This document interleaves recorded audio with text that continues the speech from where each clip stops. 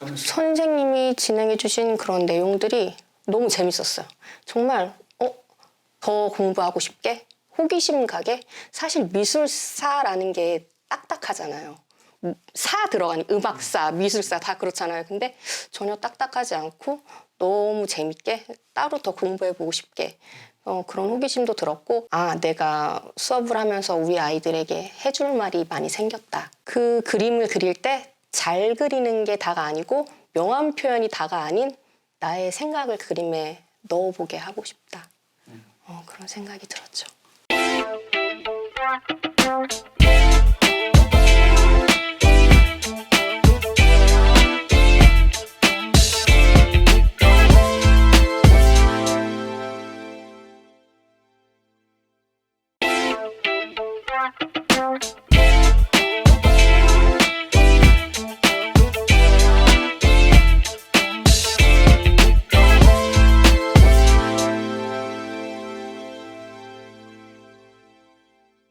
컨셉을 그러고 보니까 정하고 해야 되지 않아요? 꾸러기 친구들.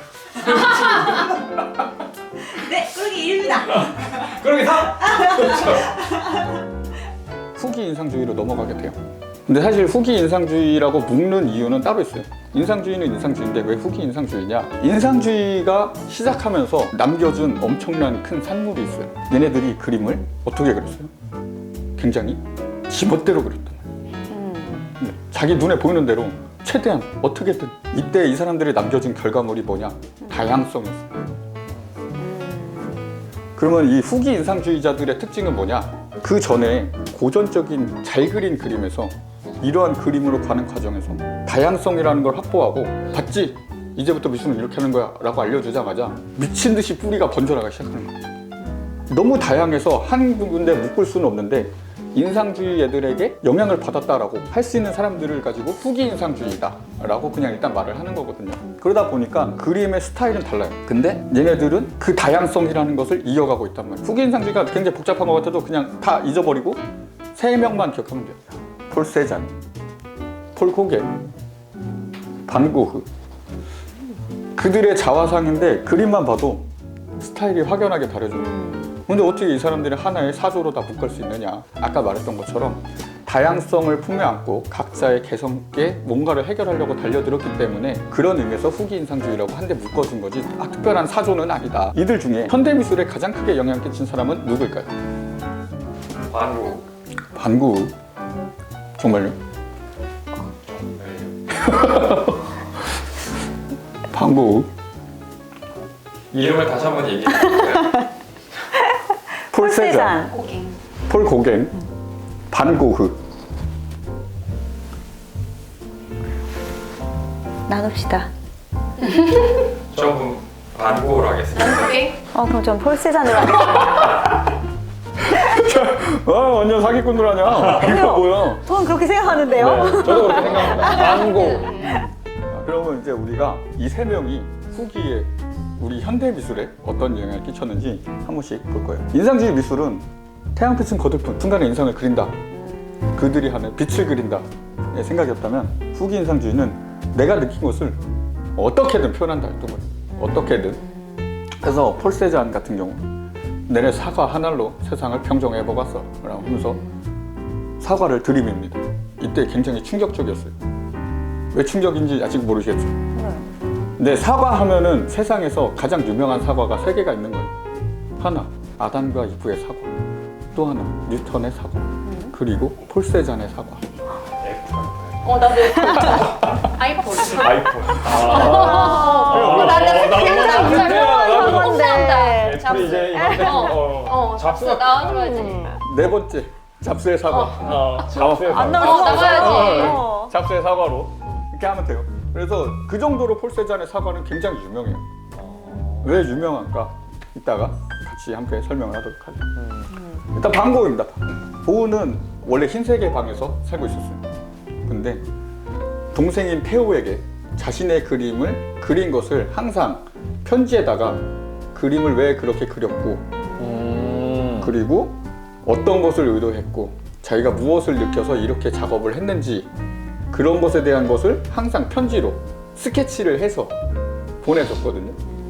작품은 자기가 갖고 있고 그래서 그 내용을 토대로 보았더니 이 아르레 침실이라는 작품에서 본인의 방을 창백한 보라색으로 그렸다라는 말을 했어요.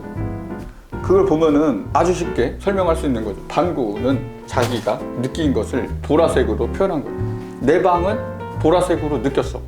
아니, 혼색이 아니라. 그렇지. 내 방은 내가 보라색으로 느꼈다니까요. 라면서 그림을 그린 거죠. 이런 것들을 보면은 후기 인상주의가 어떤 식으로 진행이 됐는지를 단편적으로 알 수 있는 건데, 아까 반구가 자신의 개성을 표현하기 시작했다면 여기 있는 폴 고겐 아주 특이한 그림을 그리기 시작해요. 이 사람은 그림이 3D가 아니라 2D임을 아주 강조하던 사람이었어요. 회화는 평면이다. 그래서 이 사람이 작업을 한 게 뭐냐? 그림자가 없어요. 그렇네. 그리고 사람의 윤곽을 굉장히 뚜렷하게 그려요. 독특하죠? 이때가 이제 인상주의의 전체적인 특징이기도 한데, 빛을 그리는 화가들이라고 했잖아요. 인상주의. 빛을 그리는 화가인데, 르누아르 같은 경우에는 그 당시의 건물들은 건축기술 특성상 다 회색이었던 거예요. 근데 이 그림을 보면 어떠세요? 건물이? 뭔가 포커싱은 근데 굉장히 날린 느낌이에요. 아, 뭔가 포커스가 굉장히 날린 그리고 듯한 느낌? 노란색으로 색을 칠하기 시작했어요. 건물 자체를. 왜? 해가 뜨기 때쯤에 노란빛으로 빛나니까 이것은 굉장한 거였어요. 굉장한 거. 그 당시에는. 왜냐면 그 전에 그림은 눈에 보이는 것을 그대로, 그러니까 본질에 대해서 이야기를 했던 거예요. 그 전에 그림들은 교회나 건물들이 회색이니까 무조건 회색으로 칠했어요. 그건 마치 무슨 느낌이냐, 우리가 초등학교 때 사람을 그리면 무조건 살색으로 칠하니까 살색이 항상 부족했던 듯한 느낌? 그런 거였어요. 보이는 그대로를 그리는 듯한. 그렇죠. 입술은 빨간색으로 칠해야 되는데 왠지 테두리는 그려야 돼서 검은색으로 칠하다가 죽은 사람처럼 표현이 된다던가, 우리가 초등학교 때 그림을 그릴 때 그런 것들 굉장히 직설적인 그런 그림을 그렸었는데, 인상주의 때부터는 그게 없어진 거죠. 이게 그림이야 라고 하면서 굉장히 평면적으로 바뀌기 시작해요. 이런 걸 보면. 이번엔 폴 세잔입니다. 폴 세잔. 세잔. 앙리 방땡 라투르라는 그 당시에 제일 잘 나가던 화가였어요. 너무 진짜 같아요. 사진 잘 나가는 느낌이 와요. 너무 놀랐어요. 진짜. 저런 깜짝- 그림이야말로 진짜 비쌀 것 같은.